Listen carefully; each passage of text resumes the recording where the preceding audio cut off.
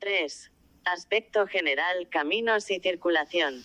Todos los testigos oculares, los conquistadores que, según la expresión de Bernal Díaz, veían cosas jamás vistas ni jamás soñadas, expresan unánimemente su asombro ante el esplendor de la ciudad.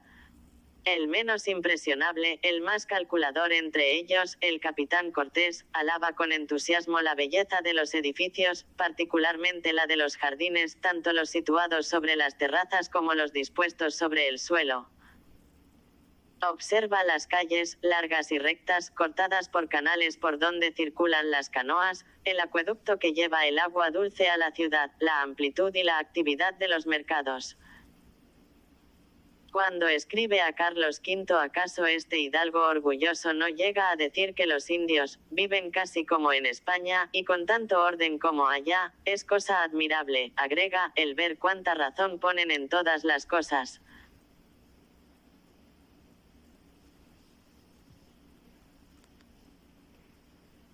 Cuatro días después de su entrada en México, que tuvo lugar el 12 de noviembre de 1519, Cortés y sus principales capitanes fueron con el emperador Moctezuma II a visitar el mercado y el gran templo de Tlatelolco, subieron a lo más alto del Teocalli, que tenía 114 gradas, y se detuvieron sobre la plataforma superior de la pirámide, frente al santuario. Moctezuma tomó a Cortés de la mano y le dijo que mirase su gran ciudad y todas las más ciudades que había dentro en el agua, y otros muchos pueblos alrededor de la misma laguna en tierra, y que si no había visto muy bien su gran plaza, que desde allí la podría ver muy mejor, y así lo estuvimos mirando, porque desde aquel grande y maldito templo estaba tan alto que todo lo señoreaba muy bien, y de allí vimos las tres calzadas que entran en México, que es la de Iztapalapa, que fue por la que entramos 4 días hacía, y la de Tacuba, que fue por donde después salimos huyendo la noche de nuestro gran desbarate.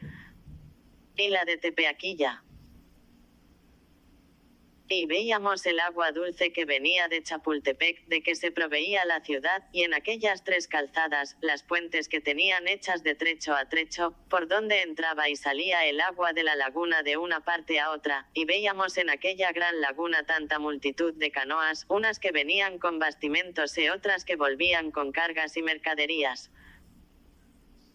Y veíamos en aquellas ciudades cues y adoratorios a manera de torres y fortalezas, y todas blanqueando, que era cosa de admiración, y las casas de azoteas, y en las calzadas otras torrecillas y adoratorios que eran como fortalezas.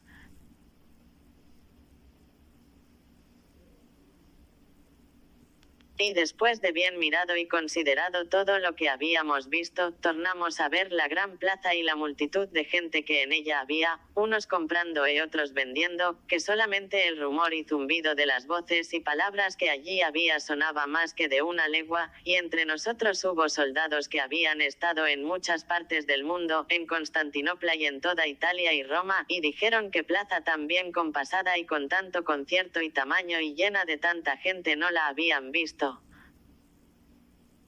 Torres altas que se elevan por todas partes por encima de las casas blancas terminadas por terrazas, una actividad ordenada de hormiguero, el ir y venir incesante de las canoas sobre la laguna o en los canales, tales son las impresiones que transmiten todos los testimonios. La mayor parte de las casas eran sencillas, rectangulares, de techo plano y de un solo piso. En efecto, solo las casas de los funcionarios podían tener 2 pisos. Es evidente que edificadas sobre pilotes, asentadas en un suelo movedizo, corrían el peligro de destruirse si sobrepasaban cierto peso, a menos que estuvieran construidas, caso relativamente raro, sobre una isla o un islote de suelo más sólido. La mayor parte de las casas, con sus fachadas sin ventanas, ocultando una vida secreta orientada hacia los patios interiores, debieron parecerse a las de una ciudad árabe, pero se alineaban a lo largo de calles derechas y de canales rectilíneos.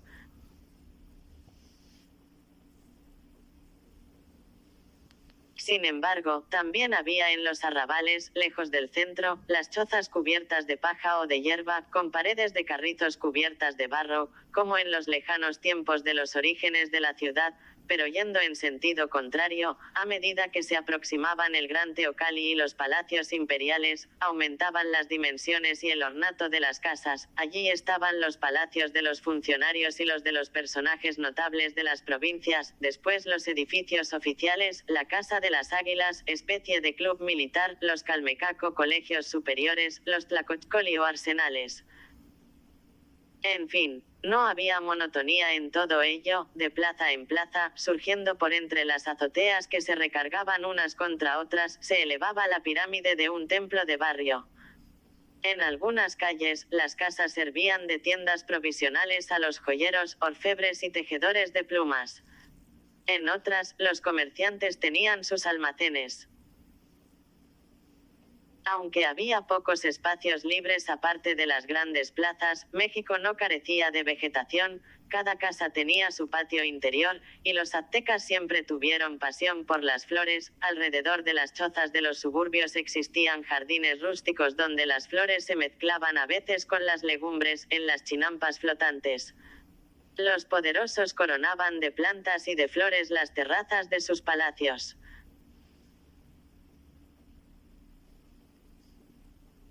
Las principales calles de ella, escribe Cortés, son muy anchas y muy derechas, y algunas de estas y todas las demás son la mitad de tierra y por la otra mitad es agua, por la cual andan en sus canoas, y todas las calles, de trecho a trecho, están abiertas, por donde atraviesa el agua de las unas a las otras, y en todas estas aberturas, que algunas son muy anchas, hay sus puentes de muy anchas y muy grandes vigas juntas y recias y bien labradas, y tales que por muchas de ellas pueden pasar 10 de a caballo juntos a la par. Otro testigo confirma esta descripción: la mitad de cada calle era de tierra dura, como enladrillado, y la otra la ocupaba el canal. Hay además otras calles principales todas de agua, que no sirven más que para transitar en barcas y canoas, según es usanza como queda dicho, pues sin estas embarcaciones no podrían entrar a sus casas ni salir de ellas. Y nos describe los habitantes que salen a pasear unos por agua en estas barcas y otros por tierra, y van en conversación. Toda esa red de calles estaba cortada por los puentes de madera que, en caso necesario, podían ser retirados, como bien lo sintieron los españoles en carne propia cuando los aztecas los expulsaron de la ciudad. Ciudad lacustre en toda su extensión y hasta en su parte central, se podía entrar en canoa hasta el Palacio de Moctezuma. México estaba comunicado con la costa por las 3 elevadas calzadas de que hablan Cortés y Bernal Díaz.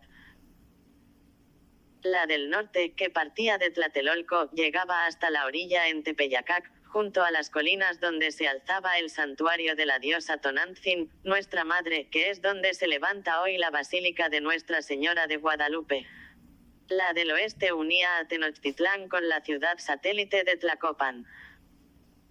La tercera, que partía hacia el sur, se dividía en 2 ramales, uno, que apuntaba hacia el sudoeste y terminaba en Coyoacán, el otro, en dirección al oriente, acababa en Ixtapalapan.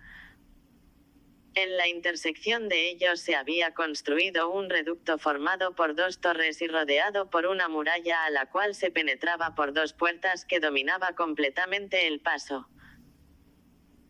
Parece que únicamente la calzada del sur había sido fortificada de esa manera, y ello porque, por ese lado, se podía temer una incursión ocasional de los guerreros de Huexochinco, ciudad insumisa situada al otro lado de los volcanes. Las calzadas servían en realidad también de diques, y su construcción había sido facilitada, relativamente, por la poca profundidad de la laguna. Para hacerlas, se había comenzado por plantar en el fondo del lago 2 filas paralelas de pilotes, después se acumuló entre ellas un relleno de piedras y de arcilla batido.